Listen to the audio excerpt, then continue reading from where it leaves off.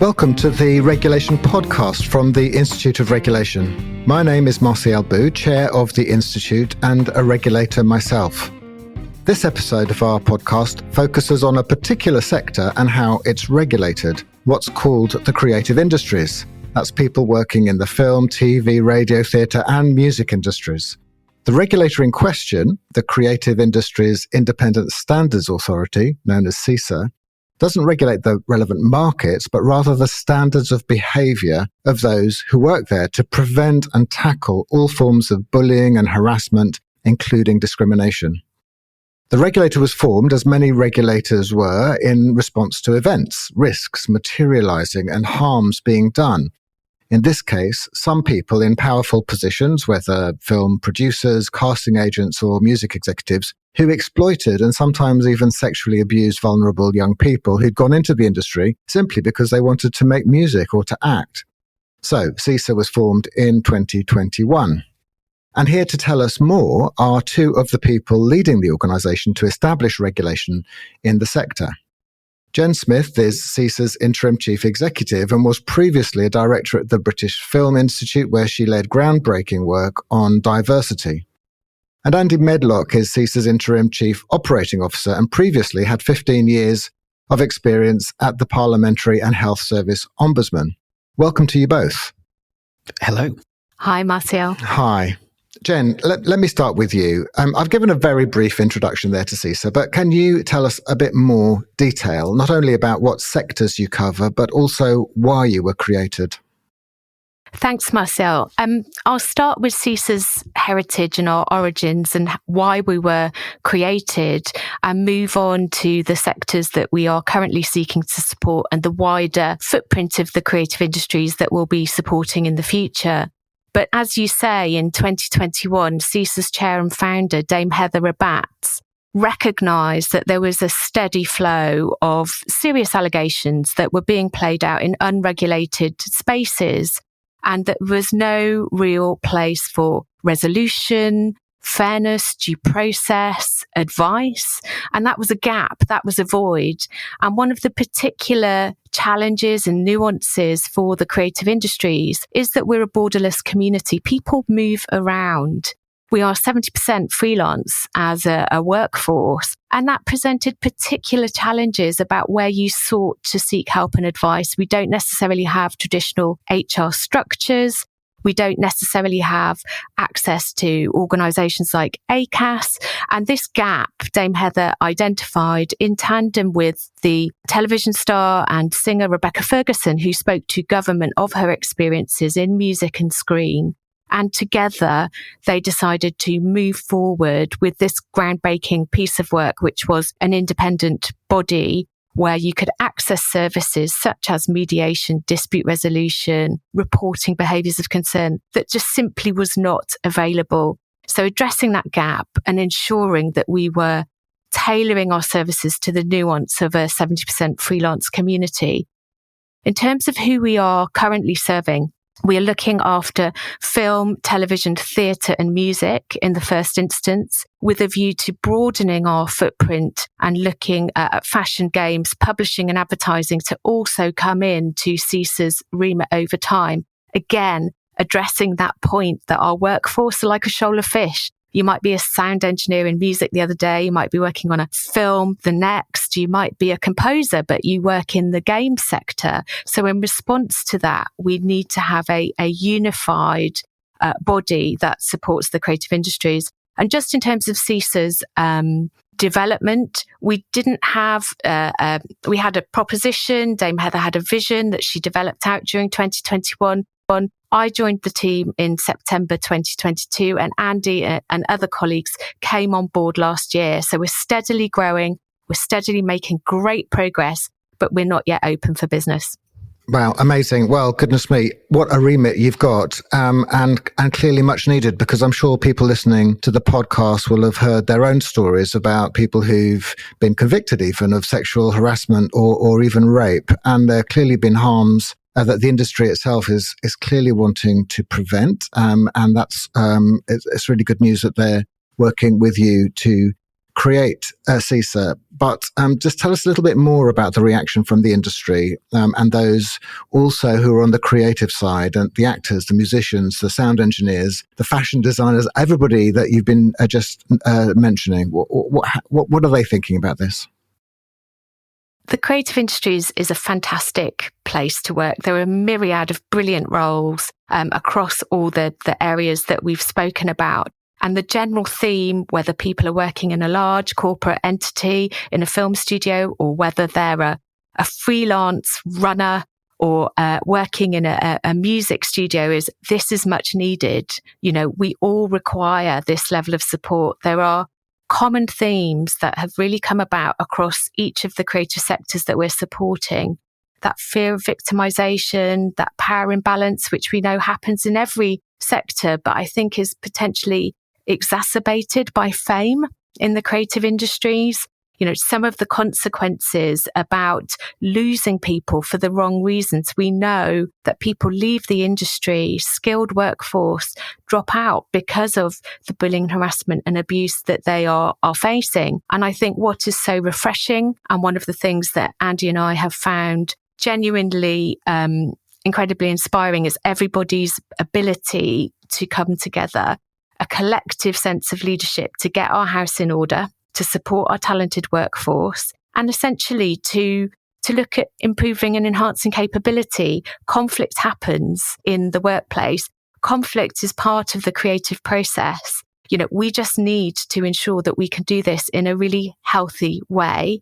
And in the most serious and harmful instances, that there is a place where you can report concerns. But the majority of our work, we want to be proactive. We want to be a generous giver of knowledge. You know, our job is to really ensure that we can be a circuit breaker and upskill and improve culture across the creative industries.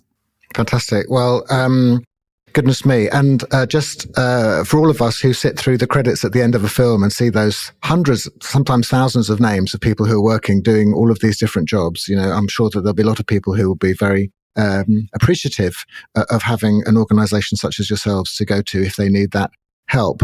But what about the others, apart from people in the industry? So the other stakeholders that you might have and those that regulators work with, I'm thinking about the government, Parliament, or other regulators. Do they also see the need for a regulator of the creative industries and the way that you're setting it up?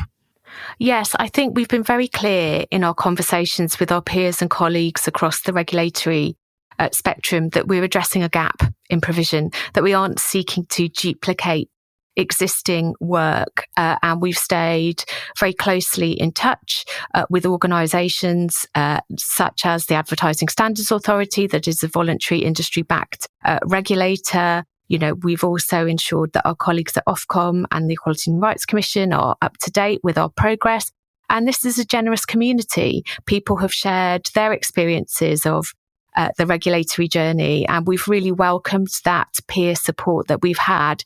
In terms of our relationship with government, we're really pleased that we were identified in the government sector vision last year as a specific recommendation.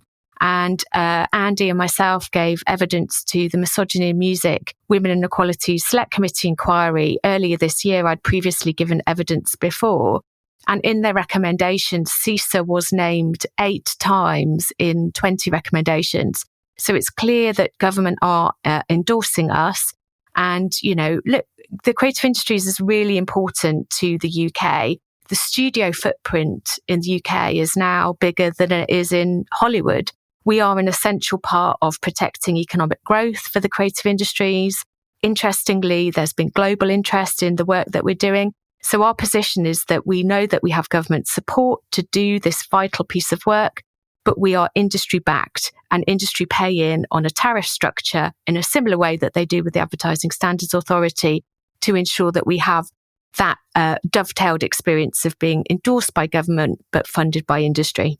Fantastic. Well, that's a model I know lots of other regulators have, particularly professional regulators, where they charge fees for those that are regulated, those who are subject to the regulation.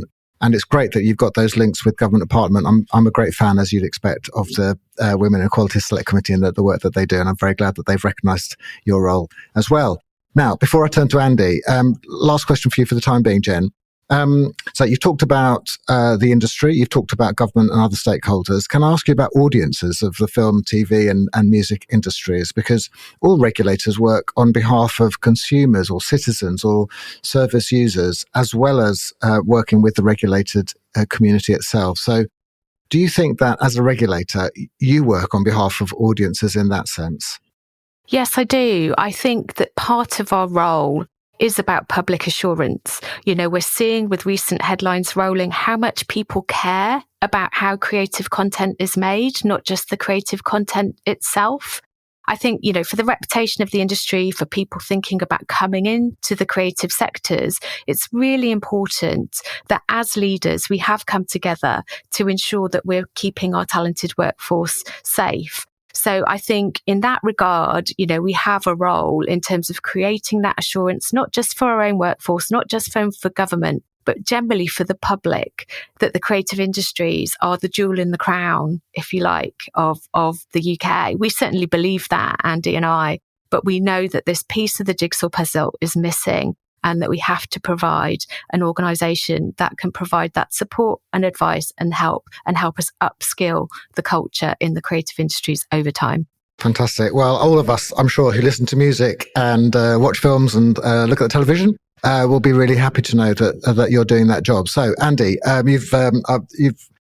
Jen's very, very helpfully set the scene in many different ways there. But let's talk about some of the rules now, because regulation's about rules after all. And so, Andy, maybe you can tell us a little bit more about the rules that you apply in the creative industries and what they are and where they're set out.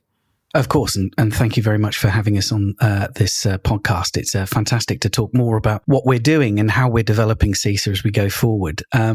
And it's a really great question, because what we're doing in the main is focusing on about what it is within the creative industries and what does embedding safe and inclusive working environments mean for the creative industries and for the creative industry workforce. That's something that's obviously going to be really important, because that largely focuses on what standards of behaviour should everybody be expecting to experience when they work within the creative industries, that ensures that people are working in emotional and physical safety. And we're doing this by engaging across the sectors to create CIISA's first standards, which will act as that single unified vision of what good looks like regarding professional standards of behaviour for the creative sector. And it's such a crucial first milestone for us as a newly formed standards authority. Those standards will actually form the basis for everything we then do to help support the sectors to embed them and hold organisations to account across them, because you can't be a standards authority without standards. So it's a really important process for us in terms of creating the rules, which we will then use as part of our regulatory framework. In terms of content, well, some of that is actually clearly set out in legal rules and definitions, for example, harassment or discrimination under the Equality Act. So what we'll be doing is being able to translate those directly into our standards. But we're also interested in how organisations of all shapes and sizes across the creative industries will look to ensure that they're promoting an open and responsive culture with regards to standards of behaviour, where creative industry workers can raise an issue or raise a concern confidentially and even anonymously if they so wish, and have that looked at without fear of repercussion. Because that's in particular a significant issue that Jen and I come across within the creative industries day in, day out, with many people telling us, many people working within those industries, saying that if they experience or witness poor behaviours, they find it hard to speak up about those due to the significant power imbalances that exist, both at an organisational level and with individuals as well, such as high-profile talent. But it's not just about rules, though, because that can sometimes feel quite binary. And this isn't about one size fitting all. We have to recognize that translating those standards into practice can and will look different and be difficult, depending on the sector that you work in and what resources you have. So that is why the standards will also enable CIISA to look at prevention and education, particularly by CIISA working across the sectors to produce guidance on how organizations can practically apply those standards in their environments. And what we want to do on the back of this guidance, we want to then ensure how we're looking at providing training and other means of support to people on how they can demonstrate those standards day in, day out. So it isn't just about rules and complying with those rules. It's also about supporting the organization, the ecosystem, to put the measures in place to help them practically translate those. So finally, on that point, we're also really keen to ensure that the standards champion and support a number of key specialist roles that we're identifying that will help implement safe and inclusive working environments. Those are roles such as access coordinators, intimacy coordinators, chaperones for child performers, and other roles that are providing this real sense of technical expertise into crucial issues that cover duty and care and safeguarding concerns. So we've got a lot to do, but what we're looking at here is how we support the ecosystem in the main. Right. Okay. Goodness, that's a lot. Andy, that's really, really helpful. So some of the things I've taken away from what you've just said there about having standards. I mean, clearly that's something that's really important, and all regulators of behaviour, whether you're regulating doctors or MPs or the creative industries, you want to make sure that people sign up to standards of behaviour and that they take those seriously. And clearly, as you say, there's some particular risks in your own industries. You've mentioned having chaperones and intimacy coordinators, and these are things that some of us, we read about, but they're really, there's just a prima facie of a very clear case for having some of this in place in a way that is safe, and people can be professional about the way that they go about doing their jobs. I think that's a very clear thing. But you also mentioned about the power imbalances, and I know that that's something that happens in lots of sectors, and including in the civil service, people working with ministers and in Parliament, as well as in industry. And obviously, as you say, and Jen mentioned as well, fame is a factor too. So tell us a little bit how you envision compliance being enforced and making sure that those powerful individuals, perhaps, or the organizations that contract with them, comply with the rules and the standards that you're setting out. Yeah, it's a great question. And it's obviously a key question for CIISA that we're working through as we're still in our design phase. So there's still more that we need to do to engage and develop this as we go along, but we're already working hard to think about that particular aspect. It actually brings me back to that first key milestone and why it's so important that we are engaging right now on developing CIISA standards. So we have an industry agreed and endorsed set of expectations that everybody across the creative industry says, yes, this is what this should cover. But most crucially, this is what everybody should be committing to. And that's regardless of whether you're a junior member of staff on a production or front of screen talent. It is about saying what everybody should be committing to, organizationally and individually as well. And that's a very, very powerful message that obviously has clear links to compliance. Because on the back of that, as an industry-backed independent standards authority, what we're saying here is that the sectors are also backing CIISA to monitor and oversee how everybody is doing to embed and demonstrate those standards across those working environments. And they're also backing CIISA to take the lead in reporting back on what progress is being made and to hold organizations and individuals to account when we see that the standards are not adhered to. And we've had some incredibly positive dialogue with very big organizations across the creative industries about that, holding organizations to account, so that there is a consistency of approach, there is a consistency of best practice, and consistency of high professional standards that is expected from one big organization through to other organizations across other sectors, but also the smaller sectors as well, that there is just one vision, one set of expectations. There cannot be different rules for different sectors. One of the core things that Jen and I have been saying about this is that although they will be CIISA standards, of course, CIISA will hold these standards. They're not CIISA standards as such. They're the industries. They're the creative industries. And that, again, is a very powerful message because it's the industry that is backing CIISA to be the guardian of their standards for the betterment of that wider community. And we think that that's really important for that compliance point, because once we have the standards, we will then be, with the backing of the industry, looking at how we monitor progress towards meeting them and supporting organizations and individuals in the way that I mentioned earlier on. And primarily, we'll do that by enabling people to come to us confidentially and even anonymously if they need to allow them to report concerns that are linked to the standards and linked obviously to their experience. And I think that's where we as an industry regulator really come into our own, because we will act as that single independent third party, that single point of accountability, where a creative industry worker can come and speak up without fear of repercussions, regardless of whether you work in film, TV, music and theatre, and where we will look to provide advice, support, and in time look to see how we can action and resolve those individual concerns. So in terms of compliance, as a primary aim, we'll use the reporting that people give us to build up those thematic insights. And they can be at a wide sector or a theme level. For example, what's the common experience that we're hearing about those within the music industry on raising concerns, alongside the potential for us to report to specific organizations about the trends we are seeing that are relevant to their area. And using that insight, we feel that we can then use that to point to any particular fault lines or issues and make recommendations on how organizations and even wider sectors can be addressing those effectively. And again, thinking about how CIISA can support those in order to reach those particular points. So reporting and acting on that insight is just one aspect. In time, we're also going to look at how we can offer other interventions, such as early dispute resolution and mediations that focus on resolving individual cases too, alongside the potential to carry out arbitration and even CIISA-led investigations into serious and complex themes. And again, with that compliance angle in mind, make recommendations on how these can be put right and report on our work, report on how people are embedding those recommendations to make sure that those industry standards that everyone has agreed to are being applied consistently throughout. There's a lot for us to work through there, don't get me wrong, but that is what we're looking at doing. Fantastic. Okay, as you say, lots of plans there, which all sound fantastic. Consistency, I know, is a word that will resonate with pretty much everybody in the regulatory sector, to make sure that there's fairness across the regulatory domain. Whoever you are, you're subject to the same rules.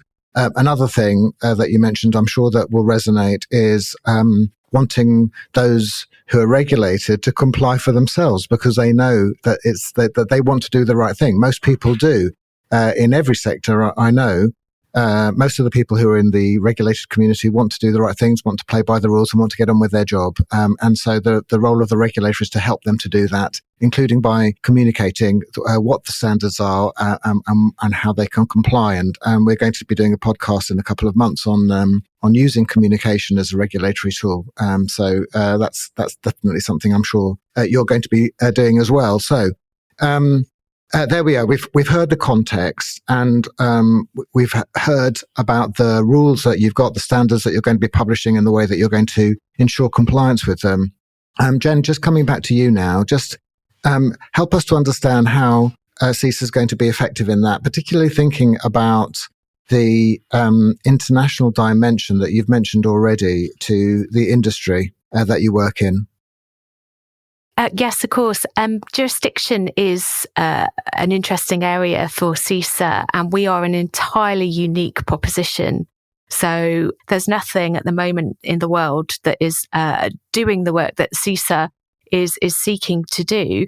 But we're very pleased that we have a colleague on secondment from the Austrian Culture Ministry at the moment, Clara Gillistel, who is writing the international blueprint for CIISA. And our new chair, Baroness Helena Kennedy, is incredibly interested in how CIISA can have versions in other territories over time. And if you look at some of the quotes on our website from leading supporters, David Putnam, who remains an incredibly strong leader of our sector, has said, this is a blueprint that can shape the world differently in the creative industries. So, that's very much within our sights in terms of how CIISA works globally with partners. But at the moment, we are UK based, with particular provisions in place for co-productions that might involve different territories. But if you're UK based as a creative industry, but touring abroad, filming abroad, we would still want to know about those instances, and we've worked those into our plans.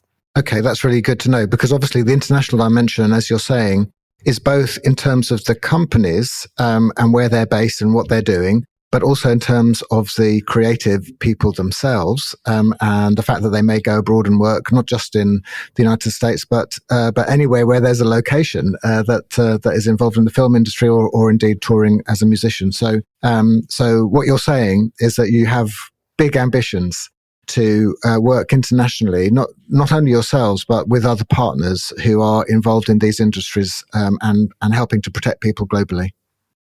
Absolutely, indeed. And we're so thrilled to have a colleague on secondment to us to build out some of this work so that we can speak to it in the coming months and give more details about that. Fantastic. Right. I'm going to come back to you now, Andy, just to say a word or two about the future. Then I'll come back to you, Jen, as well. So you've been describing how you were set up, how you're still a startup in many ways, and building your momentum and your presence in the sector.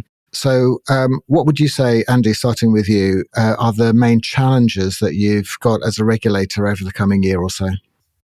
Oh, okay. Well, I mean, there's always going to be challenges with a new startup, particularly as Jen has been mentioning, a completely unique proposition across the creative industries. But I think one of the things that keeps us up at night is demand for CIISA's service, and that takes two different flavors actually, because we're so unique and so new. We don't have a huge amount of precedent for what level of demand may be once CIISA is fully up and running. You have surveys and research which shows high levels of concern across all of the industries in the creative industry sector, but reporting on those is actually still relatively low for a number of reasons.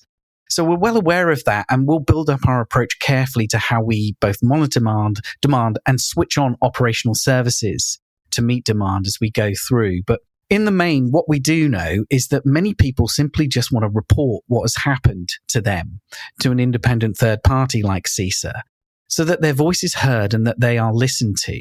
And where patterns form, they know that an organization like CIISA will be monitoring that and will be taking action collectively to address the problem. So we're going to be focusing on that primarily. It's about that kind of accountability point that I was making earlier on about the standards and compliance with the standards. We want to be the eyes and ears and the guardian of the standards, and reporting is going to be a really effective way of us doing that, whilst not having to focus so much on resolving individual cases, which can take a considerable amount of time. And the second flavour to this particular challenge is that we know that people are keen to see CIISA up and running sooner rather than later. That's understandable. And that's particularly felt when high-profile issues surface. So we're aware of that, and we're working hard to make sure that we build up our service and we develop our services in line with the resources that we have. However, it's important that we do our due diligence. It's important that we get this right and in the right way as well, with the right phases, with the standards coming first and then everything else that we want to do coming out of that, so that when we do go live, we get it right first time and we're not building whilst flying. So we're really, really keen to make sure that we're being very diligent about when we will go live and what people can expect from that very moment, with a core issue and core focus being reporting and embedding those standards as we go through. Fantastic. Well, good luck. I absolutely accept the point about not wanting to, build the plane whilst you're flying. But many people listening to this podcast have been involved in setting up regulators, and there's certainly learning. I'm sure that they will have experience when they're actually live, and feedback that they'll want to reflect. So I absolutely agree that getting it right first time is critical, and obviously then responding to feedback as you go as well. So good luck with that as you go through the next couple of years. Now, Jen, I'm going to come back to you for a couple of final questions. We're running out of time. So one of the things is that here, obviously at the Institute of Regulation, we're all about working collaboratively with others, getting regulators to talk to each other about areas of shared interest. So first of all, just what does that mean for you within the UK and internationally, thinking about the international nature of your work, and what do you think that the Institute of Regulation and the regulatory community can do to help you? Well, as I said previously, Marcel, it's a very generous community. I feel like CIISA has been warmly embraced by organisations in the UK and others who have the challenge of regulating either behaviours or markets. And I think the learning has been, very varied, but very welcome. We're constantly checking in. We're constantly looking at how people are driving progress, the challenges that they face, the shared challenges around how do you be accountable, what recommendations do you make, how do you walk that line and keep that natural tension of being independent whilst engaging with your stakeholders. So I think, the Institute of Regulation and the regulatory community as a whole has been a huge resource that we've been able to draw down on, and we continue to do so. And we're very grateful for that. And I think we've taken inspiration from so many different sectors. So there's a tendency, I think, sometimes for sectors to look to their peers within that sector for the answer. And my learning and my reflection is actually the answers often lie elsewhere. There are so many shared challenges that I think that has been a main takeaway. But we've made many friends and allies across the regulatory sphere, and we continue to do so and draw down on the immense expertise that sits within the UK regulatory community. Fantastic. Well, completely agree with that. Fantastic. Right. Lastly, for a quick question for both of you, briefly, if you could just pick one example of good practice that you've learned at CIISA so far in the time that you've been setting it up that you think other people can benefit from who are listening to this podcast, what would it be? Andy, let me start with you. Oh, well, this is on the back of a wonderful seminar with BAFTA last week. The work of access coordinators and intimacy coordinators in particular, alongside the wellbeing work that's being done, is just a fantastic example of good practice. That is people coming together with expertise to really provide specialist support to productions with regards to access, and also the very, very difficult aspect with regards to intimacy within TV and film productions is just a fantastic way of approaching it. So that was one that really stands out for me, that specialist support for things that are very, very tricky, very sensitive within the creative industries. Very good. That's a really interesting example. Jen, how about you? So I've got 3. I'm going to be greedy. I'm going to make 3 points, but they're very quick and they're quite high level in terms of leading and setting up a regulatory body. But they're things that I think have been really pivotal in how we've shaped the organisation. The first learning is about embracing tech, and we're already talking about how we use AI to shape CIISA, and we're already using AI actually in some of our development work. I think the second takeaway has been that great strategy involves great sacrifice. So whilst our ambitions remain big and large and global, the third piece of advice that I would give and the third piece of learning that I've taken on this journey is stay true to your purpose. Do a few things very well and make sure that everybody understands you. And I think those 3 things combined have been a real sort of driving mantra for us, and 3 things that we've definitely learned in terms of how we're building CIISA, how we're embedding the good practice that exists, and how we move forward on this unique journey. Brilliant. Thank you so much for those helpful tips, both of you, and for the fascinating discussion of regulating the creative industries. Thank you, Jen Smith and Andy Medlock from the Creative Industries Independent Standards Authority. We look forward to hearing more about your work over the coming years. Thanks also to our sound engineer, Neil Bowerman of Bowerman Audio Production. And I hope very much that those of you listening to this discussion have found it interesting too. If you have, do let your colleagues know about it and tune into future episodes where we will discuss other issues of interest to regulators, as I've mentioned. And you can find other material and events relevant to regulation at the Institute of Regulation's website, ioregulation.org. So thank you very much for listening to me, Marcel Bou, at the Regulation Podcast. Good luck with your own regulatory challenges, and do stay in touch with each other and with the Institute to help UK regulation become the best it can. Goodbye.